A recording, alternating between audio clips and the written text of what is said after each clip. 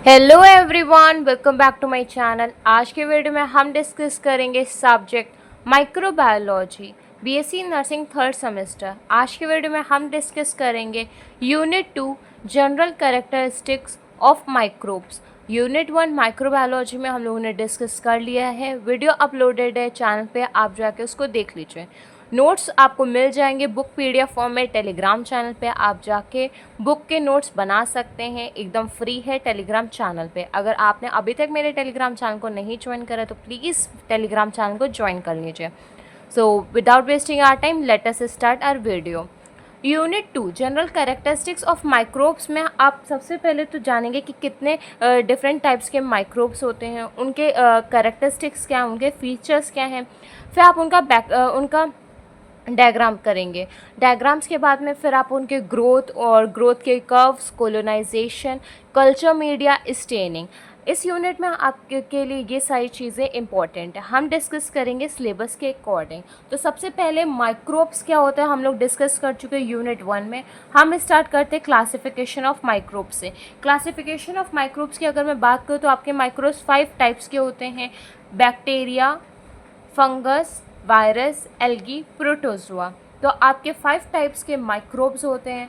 ये classification of microbes and structure of microbes, अगर आपने क्वेश्चन पेपर देखा होगा Atal Bihari Vajpayee medical university 2024 BSc nursing third semester का माइक्रोबायोलॉजी, तो उसमें आपने देखा होगा कि ये क्वेश्चन 10 मार्क्स में था। तो आप समझ रहे होंगे कि ये कितना इम्पॉर्टेंट है। तो सबसे पहले हम क्लासिफिकेशन की बात करते हैं, ये 5 टाइप्स के होते हैं। फिर आपका आता है बैक्टीरिया। बैक्टीरिया आपका यूनिसेलुलर प्रोकैरियोट्स आता है। अब इसी में सबसे पहले मैं क्लियर कर दूँ कि प्रोकैरियोट्स और ईकैरियोट्स में डिफरेंस क्या होता है। बहुत सारे स्टूडेंट्स को क्लियर होगा, लेकिन बहुत सारे स्टूडेंट्स को डाउट होगा।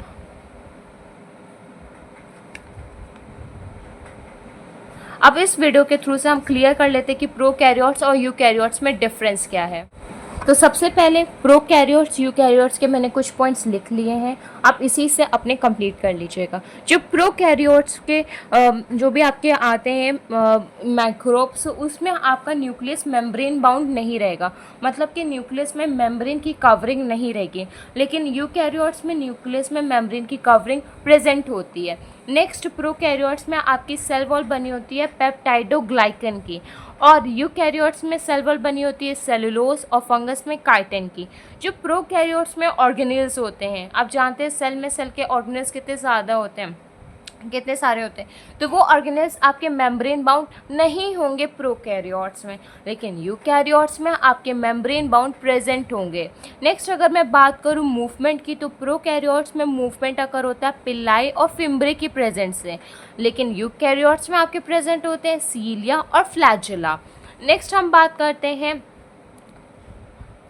कैप्सूल की। तो कैप्सूल जो प्रेजेंट होता है वो आपका प्रोकैरियोट्स में म्यूसिलेगिनस कवरिंग का होता है, लेकिन यूकैरियोट्स में कोई भी आपकी कवरिंग नहीं होती है। सेल का साइज वेरी करता है, एक रेंज में प्रेजेंट होता है।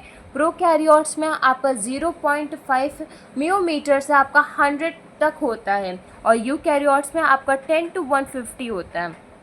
तो ये कुछ पॉइंट्स है प्रोकैरियोट्स और यूकैरियोट्स के, आप इसके स्क्रीनशॉट ले लीजिए।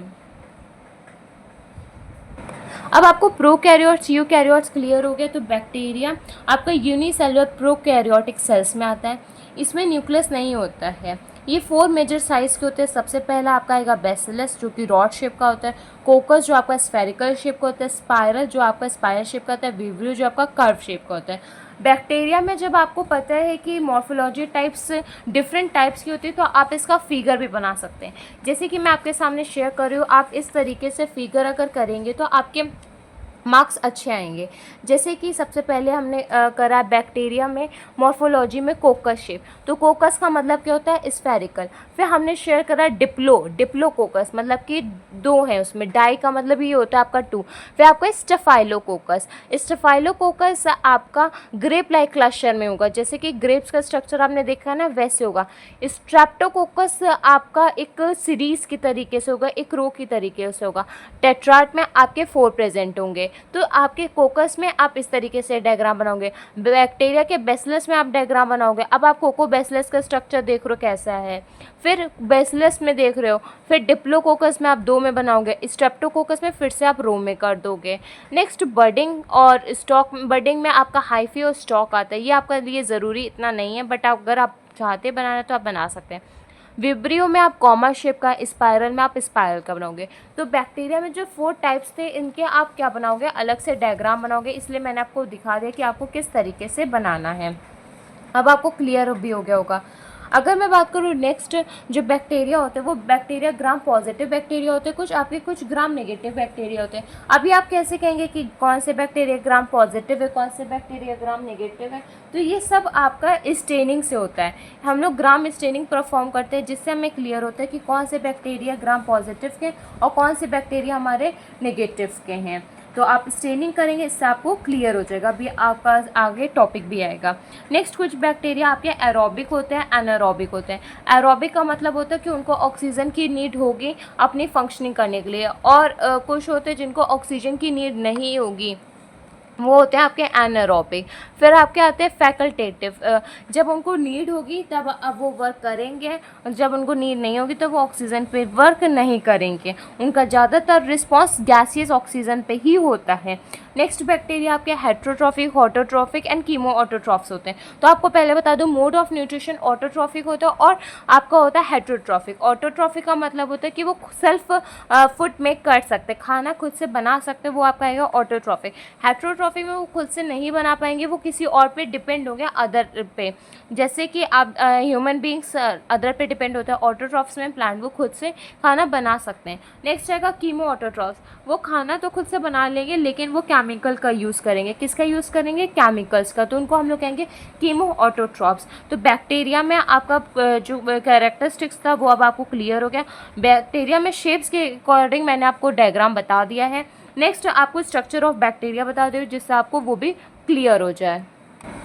आपके स्क्रीन पे जो है वो आपका स्ट्रक्चर है बैक्टीरिया का। बैक्टीरिया का स्ट्रक्चर एज इट इज़ आप बनाएंगे बैसिलस शेप में। तो सबसे पहले आपकी आती है सेल वॉल, फिर आपकी आती है प्लाज्मा मेम्ब्रेन, फिर आपकी आएगी म्यूसिलेगनस कवरिंग। ऑर्गेनेल्स में आपके आएंगे आरएनए, ग्लाइकोजन एंड आपके lipid globule, mesosome, respiratory enzymes. Next आप मूवमेंट के लिए पिल्लाए और फ्लैजुला लेंगे। पिल्लाए आपके स्मॉल में होंगे, फ्लैजुला आपके आप जैसे स्ट्रक्चर में देख रहे हैं आपके पिल्लाए स्मॉल स्मॉल है। आपके स्मॉल अगर आ रहा है स्ट्रक्चर में तो वो आपके पिलाइज होते हैं। नेक्स्ट आपका जो बड़ा सा स्ट्रक्चर होगा वो आपका फ्लैजुला होगा। फ्लैजुला में भी आपकी 2 चीज़ आती है, एक होती है आपकी बेसल बॉडी, एक आपका होता है हुक। तो ये आपका स्ट्रक्चर है बैक्टीरिया का। बैक्टीरिया के स्ट्रक्चर इंपॉर्टेंट है, कभी कभी अलग से भी पूछ लिया जाता है एग्जाम में, कभी लॉन्ग में आपको पूरा माइक्रोब्स क्लासिफिकेशन में डिफाइन करना होता है। नेक्स्ट इसी में एक पॉइंट आपके लिए इंपॉर्टेंट है, टाइप्स ऑफ फ्लैजुला। आपने देखा कि पिल्ला फ्लैजुला आपके बैक्टीरिया में आते हैं, तो फ्लैजुला भी आपके टाइप्स में होते हैं। फ्लैजुला टोटल आपके 5 टाइप्स के होते हैं, ये आपको पता होना चाहिए। बैक्टीरिया में टोटल फ्लैजुलास प्रेजेंट होते हैं, लेकिन वही फ्लैजुला का अगर डायग्राम की बात करें तो वो टोटल 5 टाइप्स के होते हैं। सबसे पहले आप देख रहे हैं ए ट्राइकोस। ए ट्राइकोस का मतलब क्या होता है कि उसमें एब्सेंट है, उसमें एक भी फ्लैजुला नहीं प्रेजेंट है। वो मोनोट्राइकस में आएगा कि मोनो मतलब 1, एक फ्लैजुला प्रेजेंट है। लोफोट्राइकस मतलब कि एक साइड पे ही आपके फ्लैजुला प्रेजेंट है, लोफो साइड है। फिर एम्फी, एम्फी का मतलब होता है दोनों साइड, तो आपके दोनों साइड आपके प्रेजेंट है फ्लैजुला। आप डायग्राम देखने से आपको बिल्कुल क्लियर होगा। पेरिट्राइकस में आपके पूरे होल बॉडी पे बैक्टीरिया के प्रेजेंट होंगे। तो फ्लैजुला आपको पता होना चाहिए, फ्लैजुला से ही फ्लैजुला का मूवमेंट मतलब बैक्टीरिया का मूवमेंट होता है, वो उससे आपको क्लियर होगा। लेकिन ये 5 टाइप्स के होते हैं, ये आपको पता होना चाहिए। नेक्स्ट हम डिस्कस करते हैं क्लासिफिकेशन ऑफ माइक्रोब्स में वायरस को। तो वायरस आपका नॉन सेलुलर इंटीज कंस्टेंट होता है। इसमें न्यूक्लिक एसिड होता है जैसे कि डीएनए या फिर आरएनए। प्रोटीन की कोटिंग भी होती है, उसको हम लोग कैप्सिड कहते हैं। जो वायरस होता है वो ज़्यादातर आपके होस्ट में लाइफ करता है, वहीं पे मल्टीप्लिकेशन करता है, वहीं पे अपना रिप्रोडक्शन करता है। वायरस बहुत टाइप्स के होते हैं और वायरस बहुत ही ज़्यादा पैथोजेनिक है, मतलब कि उनके पास एक हाईली कैपेसिटी कि वो डिजीज़ ज़्यादा कॉज कर सकते हैं। वायरस जो होता है ना वो रिप्रोड्यूस नहीं कर पाएगा आउटसाइड द होस्ट सेल, मतलब होस्ट सेल के बाहर में वो कुछ नहीं कर पाएगा। उसको जितने भी वर्क करना होता है, जितना भी उसकी फंक्शनिंग, वो सब अवेलेबल रहेगी एक होस्ट बॉडी के अंदर। तो वायरस आप एग्जांपल दे देंगे, कोविड कोरोना वायरस, आपका एग्जांपल आ जाएगा इन्फ्लुएंजा वायरस या HIV वायरस। तो वायरस के एग्जांपल्स आप ऐड ऑन कर देंगे।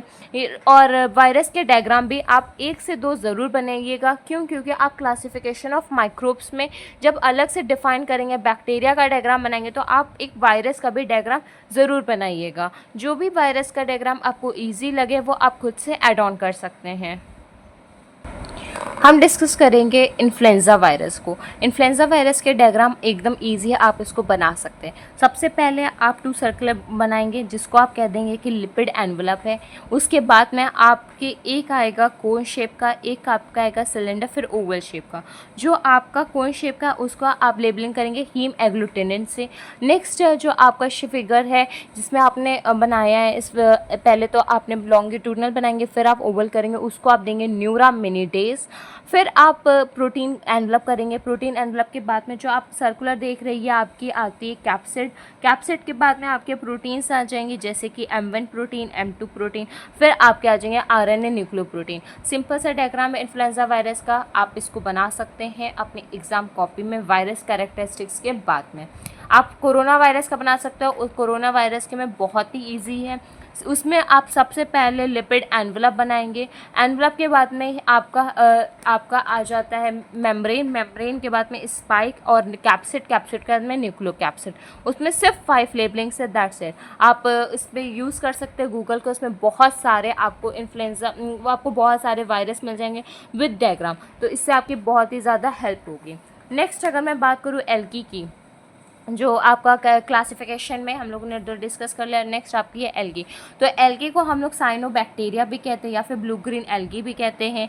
जो एल्गी है वो आपकी यूनिसेलुलर मल्टीसेलुलर यूकैरियोट्स है और ये फोटोसिंथेसिस प्रोसेस करती है। एल्गी सबसे ज़्यादा, और एल्गी और फंगस को हम लोग साथ में डिस्कस करेंगे विद दिस डिफरेंस के साथ करेंगे तो एकदम ईजी रहेगा। एल्गी आपकी ऑटोट्रॉफिक होती है, फंगाई आपकी हेटरोट्रॉफिक होती है। एल्गी आपको ज़्यादातर एक्वेटिक एरिया में मिलेगी और जो भी फंगस है वो आपकी टेरेस्ट्रियल होगी। सेल वॉल एल्गी की सेलुलोज से बनी होती है, फंगस की सेल वॉल आपकी काइटिन से बनी होती है। एल्गी स्टोर फूड करती है स्टार्च के फॉर्म में और फंगस आपकी स्टोर फूड करती है ग्लाइकोजन के फॉर्म में। नेक्स्ट एल्गी में आप डायग्राम बना सकते हैं ब्राउन का, रेड एल्गी का, स्पाइरोगायरा का। फंगस में आपको मशरूम ईस्ट कट बना देना। मशरूम आपने बहुत बार देखा है, मशरूम का एकदम सिंपल सा डायग्राम है, सिंपली आप बना देंगे। आपका एल्गी और फंगस भी कंप्लीट हो गया। नेक्स्ट और लास्ट क्लासिफिकेशन है माइक्रोब्स का, प्रोटोजोआ। तो ये आपकी यूनिसेलुलर एरोबिक यूकैरियोट्स होते हैं, इसमें न्यूक्लियस भी होता है। ये कॉम्प्लेक्स ऑर्गेनेल्स हैं, ये आपके तीनों ऑर्गेनेल्स होते हैं। ये इन्फेक्शन कॉज करते हैं होस्ट में। ये डिपेंड करते हैं लोकोमोशन के लिए फ्लैजुला पे। इसमें सीलियास भी आपके प्रेजेंट होते हैं। नेक्स्ट अगर मैं बात करूँ बैक्टीरिया की, तो बैक्टीरिया में हम लोगों ने डिफरेंट शेप के अकॉर्डिंग मॉर्फोलॉजी टाइप्स और फॉर्म्स कर लिए हैं। सेम आप स्ट्रक्चर देख सकते हैं, बुक में थोड़ा सा आपको डिफिकल्ट लगेगा इसलिए हमने इसको अलग से डायग्राम फिगर आपको दिखा दिया था। नेक्स्ट टॉपिक हम डिस्कस करेंगे मोटिलिटी ऑफ बैक्टीरिया। तो सबसे पहले अभी हम लोगों ने डिस्कस करा क्लासिफिकेशन ऑफ माइक्रोब्स, जो आपके होते हैं 5 टाइप्स के। हमने सबके कैरेक्टरिस्टिक्स, सबके डायग्राम को डिस्कस कर लिया। फिर आपने टाइप्स ऑफ फ्लैजुला पढ़ा। फ्लैजुला अगर बैक्टीरिया में तो उस अकॉर्डिंग बैक्टीरिया का क्या मूवमेंट भी होगा। अब मूवमेंट या मोटिलिटी की बात करें तो बैक्टीरिया में 3 टाइप्स के आपको मूवमेंट मिलेंगे। तो सबसे पहले आपका आता है फ्लैजुलर मूवमेंट, फिर आपका आता है स्पायरोकीटियल मूवमेंट, फिर आपका आता है ग्लाइडिंग मूवमेंट। ये 3 टाइप्स के आपको मूवमेंट मिलेंगे बैक्टीरिया में। तो सबसे पहले है फ्लैजुला मूवमेंट। तो फ्लैजुला मूवमेंट में आप सबसे पहले डायग्राम देख रहे हैं जो मैंने ऊपर बनाया, जिससे एकदम सिंपल आपको समझ में आए। जो फ्लैजुला मूवमेंट है ये आपके फ्लैजुला, जब फ्लैजुला मूवमेंट करती है तो वो अप एंड डाउन करके करती है, कुछ इस तरीके से, जिसको हम लोग जिगजैग कहते हैं। तो आपका फ्लैजुलर मूवमेंट आपका जिगजैग तरीके से शो करेगा। जो आपका स्पायरोकीटियल है वो आपका स्पायरल की तरह मूवमेंट करेगा, और स्पायरल मूवमेंट आपका क्या रहेगा, अप एंड डाउन। जैसे कि स्पायरल है तो एक बारी डाउन होगा, एक बारी अप होगा, एक बारी डाउन होगा, एक बारी अप होगा। नेक्स्ट आपका है ग्लाइडिंग मूवमेंट। ग्लाइडिंग में ये स्ट्रेट मूवमेंट करेगी, दैट्स इट, ग्लाइड्स करके जाएगी। तो अगर मोटिलिटी ऑफ बैक्टीरिया आता है तो आप बताएंगे कि 3 टाइप्स का होता है और इसमें फ्लैजिला जब करता है, फ्लैजुला मूवमेंट में आपका जिगजैग मूव आता है, स्पायरोकीटन में आपका अप डाउन आता है, ग्लाइडिंग में आपका स्ट्रेट आता है। नेक्स्ट हम डिस्कस करते हैं स्ट्रक्चर ऑफ बैक्टीरियल स्पोर। जो बैक्टीरिया का स्पोर होता है उसका ये स्ट्रक्चर है। स्ट्रक्चर आप देख रहे हैं स्क्रीन पे, आपको मैंने जूम कर दिया जिससे आपको एकदम लेबलिंग क्लियर हो जाए। फिर आप इसकी लेबलिंग वर्क कर लीजिएगा। आपको थोड़ा सा नहीं समझ में आएगा इसलिए मैंने अलग से कर रखा है जिससे आपको एकदम क्लियर हो जाए। अगर आप इसमें देख रहे हैं तो सबसे पहले आपका क्या है, एक इनसाइड प्रेजेंट है। इनसाइड जो प्रेजेंट है वो हम लोगों का एक कोर होता है, स्पोर कोर, और या फिर हम लोग उसको प्रोटोप्लास्ट भी कहते हैं। फिर आपकी आएगी इनर मेम्ब्रेन, इनर मेम्ब्रेन के बाद में आपकी आएगी आउटर मेम्ब्रेन। फिर आपका आउटर मेम्ब्रेन के बाद में आपकी स्पोर की कोट आती है, फिर एक्सोस्पोरियम। तो एक्सोस्पोरियम जो आप इस तरीके से इरेगुलर शेप देख रहे हैं यही आपकी एक्सोस्पोरियम है। सबसे इरेगुलर आपकी क्या आगे की बनी है, एक्सोस्पोरियम है। Outer layer, inner layer, outer layer, inner layer. एक आपको लर्न करना है स्पोर का कोट, स्पोर का कोर। तो कोट एक इज द टफेस्ट होता है, जो आप बाहर रखोगे तो उसको कहोगे स्पोर का कोट। फिर स्पोर कोर आपका इनसाइड प्रेजेंट होगा स्पोर के। तो ये स्ट्रक्चर है बैक्टीरिया स्पोर का। नेक्स्ट हम डिस्कस करेंगे कोलोनाइजेशन ऑफ बैक्टीरिया। ये कोलोनाइजेशन ऑफ बैक्टीरिया होता क्या है, तो सबसे पहले मैं बता दूं जो कोलोनाइजेशन है आपकी फर्स्ट स्टेज है माइक्रोबियल इन्फेक्शन की। अगर आपकी बॉडी में बैक्टीरिया का कोलोनाइजेशन हो रहा है इसका मतलब आपकी बॉडी में इन्फेक्शन हो रहा है बैक्टीरिया का। अब ये कोलोनाइजेशन होता क्या है, अब आपकी बॉडी में माइक्रो ऑर्गेनिज्म की प्रेजेंस है। अब बॉडी में माइक्रो ऑर्गेनिज्म की प्रेजेंस है आपके, या तो बॉडी में आउटसाइड मतलब आपकी सरफेस में होगा, या तो आपकी बॉडी के इनसाइड होगा। जब माइक्रोब्स हैं, जब उनको सारे फिजिकल पैरामीटर्स मिल रहे हैं जिससे वो अपनी ग्रोथ कर सकते हैं, तो वो क्या करेंगे, माइक्रोब्स अपनी ग्रोथ करेंगे। ग्रोथ के बाद में मल्टीप्लिकेशन करेंगे, 1 से 2, 2 से 4, 4 से 8, 8 से 16 बनेंगे। उसके बाद में वो जब वो कॉलोनी फॉर्म कर देंगे, एट लास्ट उनका रिजल्ट क्या रहेगा, इन्फेक्शन का बॉडी में। इसी को हम लोग कहते हैं कोलोनाइजेशन ऑफ बैक्टीरिया।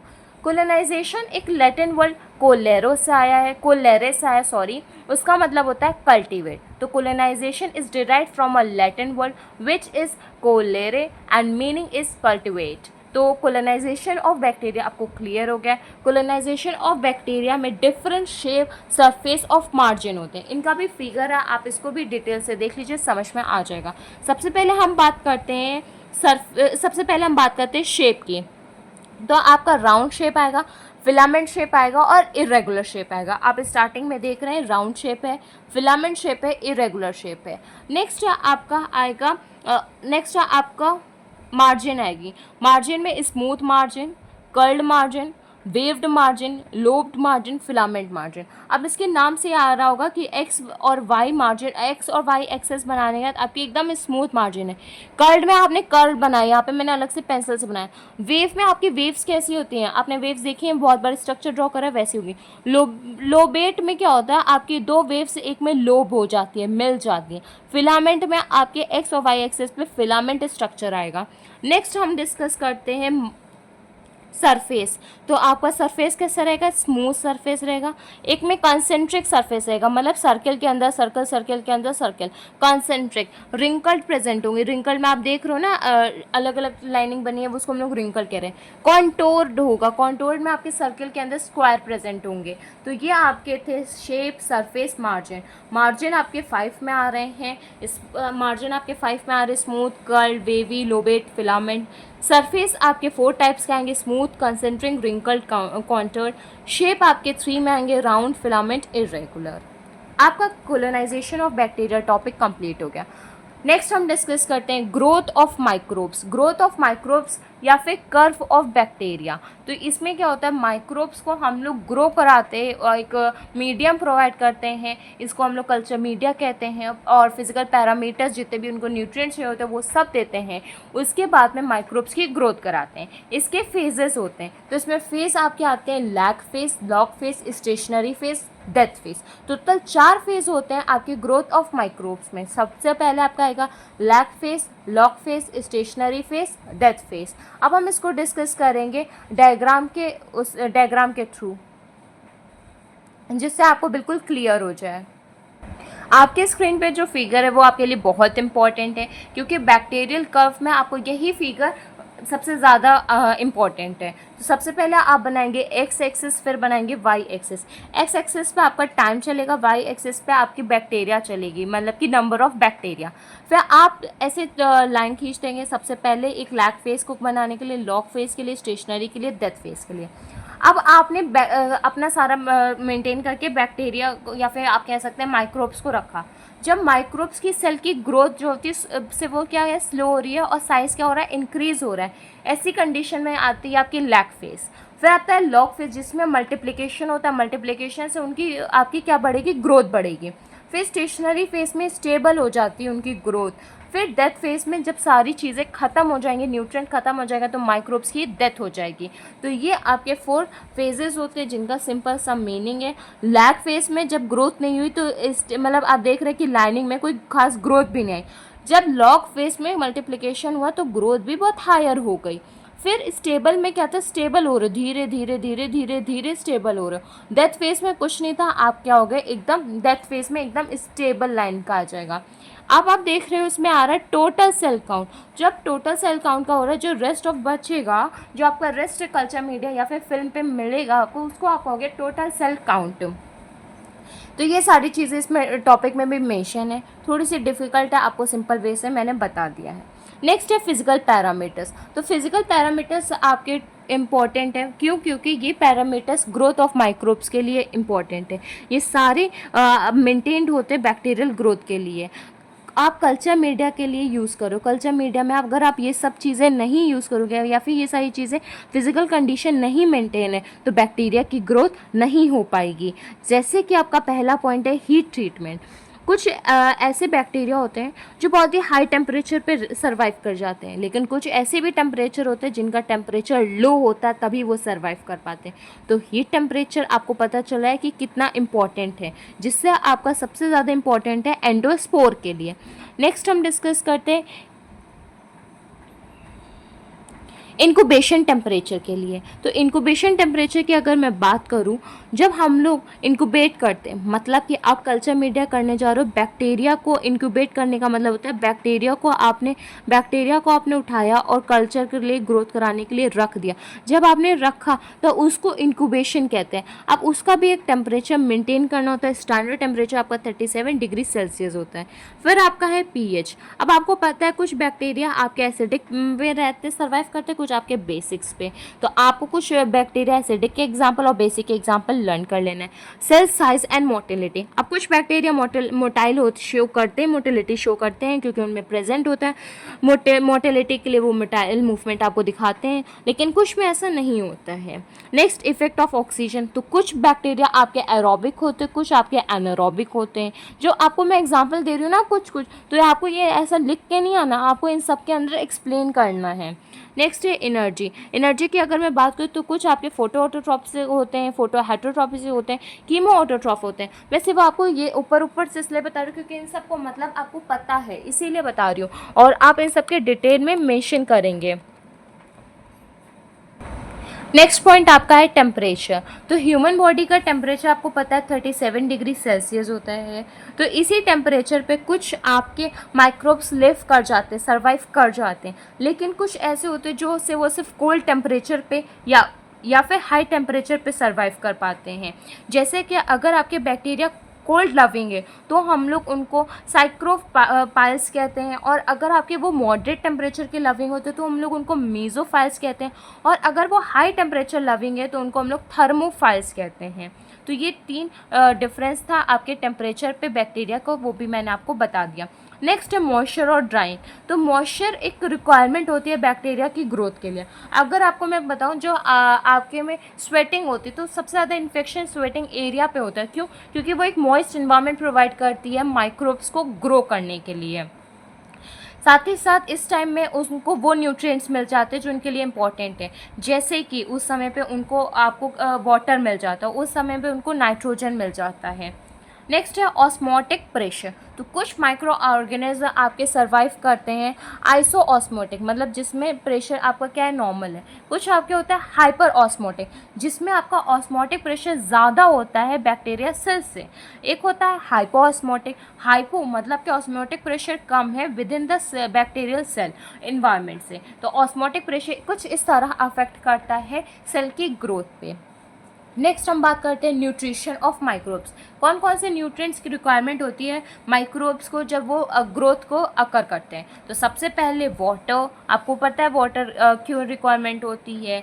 नेक्स्ट आपका आता है कार्बन, नेक्स्ट आपका आता है नाइट्रोजन एंड सल्फर, नेक्स्ट आपका आता है ऑक्सीजन, नेक्स्ट आपका आता है ऑर्गेनिक ग्रोथ फैक्टर, जिसमें आपके आएंगे प्रोटीन, विटामिन, न्यूक्लिक एसिड। तो ये 5 आपके पॉइंट्स हैं जो न्यूट्रिशन ऑफ माइक्रोब्स में आते हैं। इनको आपको अलग से करने की ज़रूरत नहीं है। अगर आपने फिजिकल पैरामीटर्स करा तो आपको ये 5 के नाम अपने आप से याद हो जाएंगे। आज की वीडियो के लिए बस इतना ही। नेक्स्ट वीडियो में हम पार्ट 2 डिस्कस करेंगे general characteristics of microbe unit का। अगर आपका कोई भी डाउट हो इस यूनिट से रिलेटेड या फिर अभी हमने जितना भी टॉपिक डिस्कस करा है उससे रिलेटेड, तो प्लीज़ आप कमेंट बॉक्स में मेंशन कर दीजिएगा।